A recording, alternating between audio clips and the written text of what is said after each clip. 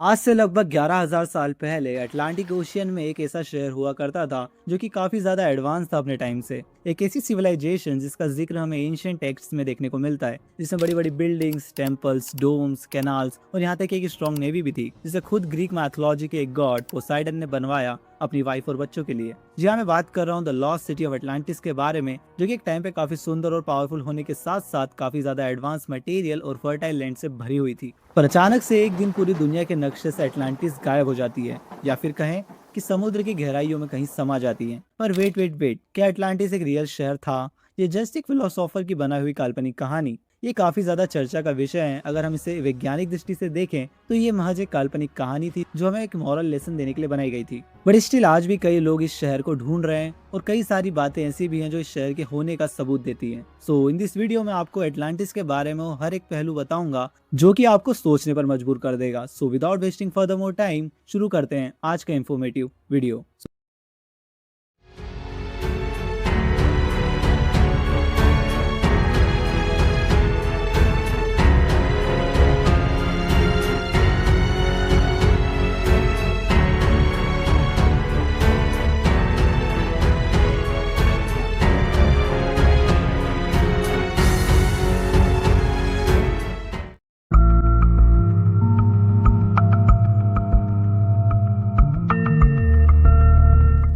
इन सब की शुरुआत होती है अराउंड 360 BC, मतलब आज से 2300 साल पहले एंशियंट ग्रीस के ग्रीक फिलोसोफर प्लेटो से। हमें अटलांटिस का जिक्र सबसे पहले प्लेटो के दो डायलॉग टिमीशियस और क्रीटियस में से मिलता है, जिसमें उसने अटलांटिस को काफी ज्यादा अच्छे तरीके से समझाया है। असल में प्लेटो ने अपनी बुक्स में बताया है कि अराउंड 600 BC में, जो कि प्लेटो के टाइम से भी 300 साल पहले की बात है, जब एक एथेन के लॉ मेकर और स्टेट पर्सन सोलन इजिप्ट की यात्रा पर गए थे, जहां उन्हें अटलांटिस के बारे में सबसे पहले एक इजिप्शियन प्रीस्ट से सुनने को मिला, जिसमें वो प्रीस्ट ने बताया कि हजारों साल पहले महासागर के बीच कहीं दूर एक सिविलाइजेशन रहती है जो कि काफी ज्यादा एडवांस इंजीनियरिंग, पावरफुल नेवी और बुद्धिमान लोगों से भरी हुई है। इसके बेसिस पे ही प्लेटो ने अटलांटिस को डिस्क्राइब किया। So then what Plato write about Atlantis? Plato अपनी बुक में लिखता है कि 9000 BCE, जो कि आज के टाइम से 9600 BC पहले की बात है, जब ग्रीक मैथोलॉजी के सी गॉड पोसाइडन को एक मॉर्टल वीमेन क्लेटो से प्यार हो जाता है, जिसके बाद उनके 10 बच्चे होते हैं, जिनके लिए पोसाइडन एक सिटी बनवाते हैं और अपने सबसे बड़े बेटे एटलस के नाम पे उस सिटी का नाम अटलांटिस रख देते हैं।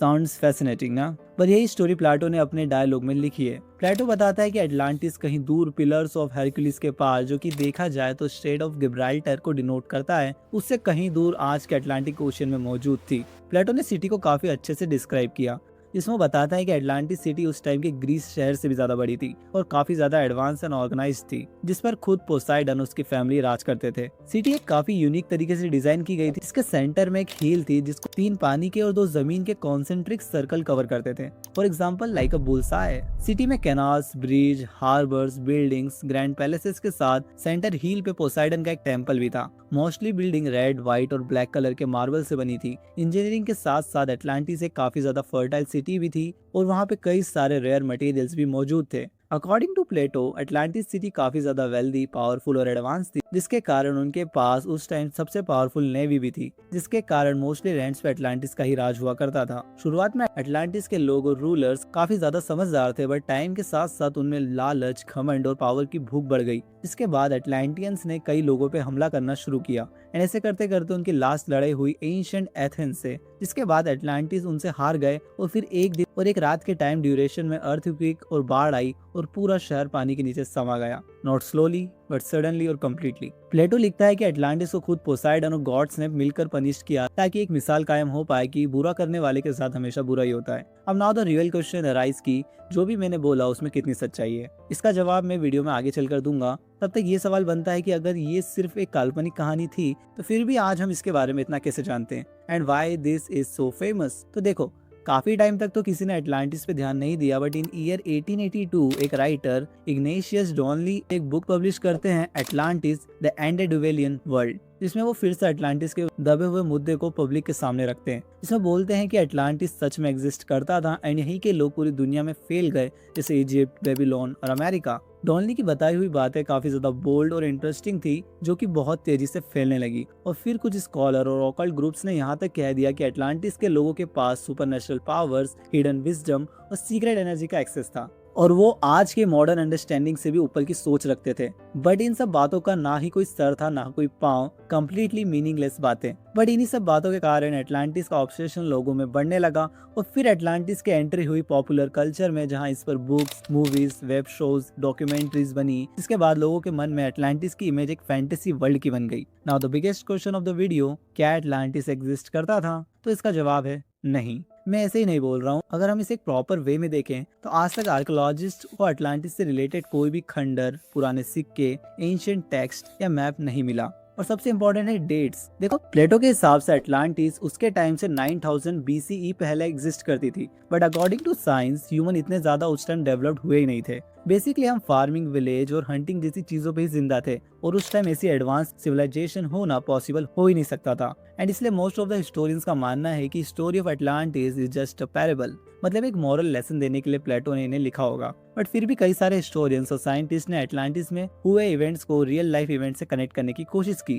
जो थोड़ा बहुत मैच हुआ वो था 1600 BCE में हुआ volcanic eruption in island of Thera, जो कि करेंटली एजियन सी में संतोरिनी नाम की एक लोकेशन पर लोकेटेड है। इसी जगह पे 1600 BCE में काफी भयंकर वॉल्केनिक इरप्शन हुआ था, जिसमें पूरी की पूरी मिलियन सिटी को राख में बदल कर रख दिया था। साइंटिस्ट का मानना है कि ये अटलांटिस में हुए हादसे से सबसे ज्यादा मैच करता है। बट फिर भी यहाँ पे कई सारी बातें काफी डिफरेंट हैं, जैसे कि डेट्स। आइलैंड ऑफ थेरा में हुआ वॉल्केनिक इरप्शन प्लेटो के अटलांटिस के बारे में बताए हुए टाइम से काफी बाद का समय है। सेकेंडली साइज, प्लेटो का अटलांटिस मियोन सिटी से काफी ज्यादा बड़ा बताया गया है। एंड सो इस बेसिस पे हम ये बिल्कुल नहीं मान सकते कि अटलांटिस सिटी कभी एग्जिस्ट करती होगी। एक थ्योरी और थी जिसमें जियोलॉजिकली देखें तो आज से 10,000 साल पहले आइस एज की एंडिंग के टाइम सी लेवल्स काफी ज्यादा बढ़ गया था, जिसमें कई सारी छोटी छोटी कम्युनिटीज पानी के नीचे समा गई थी। शायद वही अटलांटियंस हो। पर यहाँ पे भी प्लेटो के डिस्क्रिप्शन से मैच करते हुए कोई कम्युनिटी एग्जिस्ट ही नहीं करती थी। भले ही महज ये काल्पनिक कहानी थी, बट फिर भी आर्कियोलॉजिस्ट और हिस्टोरियंस के बीच ये काफी बड़ा चर्चा का विषय बना रहा।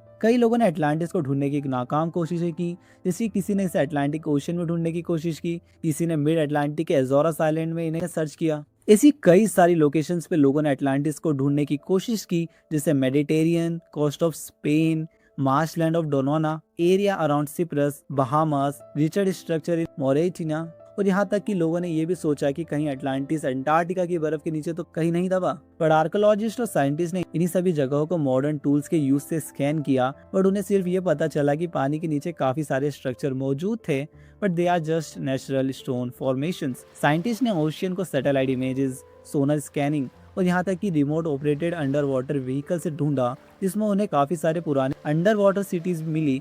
But the final thing is कि कोई भी सिटीज और स्ट्रक्चर प्लेटो के बताए हुए अटलांटिस से बिल्कुल मैच नहीं हुआ। इट मीन्स फाइनली सारे हिस्टोरियंस, क्लासिकल स्कॉलर्स और आर्कियोलॉजिस्ट इस बात पे एग्री कर गए कि अटलांटिस कोई रियल सिटी नहीं बल्कि एक फिलोसोफर की बनाई हुई काल्पनिक कहानी है, जो कि रियल लाइफ में हुए डिजास्टर से मिला जुला कर प्लेटो ने लिखी। अब इसका ये मतलब नहीं कि अटलांटिस एक यूजलेस टॉपिक है, बल्कि अब बात करते हैं what actually Atlantis is really mean to us. तो देखो, कुछ हिस्टोरियंस इसे एक तरह की वार्निंग समझते हैं, जो कि प्लेटो ने कई साल पहले दी, ताकि हमें ये चीज़ समझ आए कि कोई सिविलाइजेशन अगर हद से ज़्यादा लालची, घमंडी होने के साथ साथ पावर का गलत यूज़ करती है तो वो एकदम से कोलैप्स भी कर सकती है। कई लोगों ने इस वार्निंग को क्लाइमेट चेंज, ग्लोबल वार्मिंग जैसी बातों से जोड़ा। कई हिस्टोरियंस ने इस वार्निंग को आज के time nuclear Wars, economic crashes और पॉलिटिकल केओस जैसी चीजों से भी जोड़ा। इन शॉर्ट, प्लेटो ने हमें अटलांटिस के थ्रू एक मॉरल लेसन कम वार्निंग दी, ताकि हम अपनी लिमिट क्रॉस ना करें। तो इन दी एंड अटलांटिस एक तरह से प्लेफुल मिथ, सीरियस वार्निंग और एक पीस ऑफ एंशिएंट फिलोसॉफी तो है ही, बट फिर भी कई लोग वाई से ज्यादा वेयर पे फोकस करते हैं और आज भी सिटी को ढूंढने की नाकाम कोशिशें करते रहते हैं। बट जो लोग वाई पे फोकस करते थे उन्हें पता है कि ये सब बातें प्लेटो के द्वारा बनाया हुआ एक साइंस फिक्शन था, जिससे वो एक मॉरल लेसन देना चाहता था। बट फिर भी लोगों को इमेजिन करना पसंद है एक फैंटेसी सिटी जहाँ सब कुछ एकदम अलग और यूनिक हो, जिसके कारण आज भी अटलांटिस एक मिथ होने के बावजूद मूवीज, बुक्स, शोज, डॉक्यूमेंट्रीज और यहाँ तक कि यूट्यूब वीडियोस में जिंदा है। अब एक सवाल आपके मन में जरूर आ रहा होगा कि क्या अटलांटिस के होने का 0% चांस भी नहीं है? सो देखो, नो, इट्स नॉट ट्रू। मैं खुद बोलता हूँ कि चांसेस हैं कि एटलांटिस कहीं एग्जिस्ट करती हो और उसे हम ढूंढ भी लें, क्योंकि ऐसा पास्ट में हो चुका है। जैसे कि सिटी ऑफ ट्रॉय, जिसे सब पहले एक मिथ मानते थे, देन उसे हेनरिच स्लिशमान नाम के एक जर्मन बिजनेसमैन ने टर्की में 1870 के अराउंड ढूंढ लिया था। सो देखो, मैं 100% दावा नहीं कर सकता कि Atlantis is a myth, but हो सकता है कहीं ना कहीं ये प्राचीन नगरी एग्जिस्ट करती हो और कोई इसे ढूंढ भी ले। बट अभी तो हमें एटलांटिस को एक फिक्शनल सिटी मानना पड़ेगा। बाकी आज के लिए इतना ही, मिलते हैं किसी और दिन किसी और नए वीडियो में। तब तक के लिए stay strong and stay positive.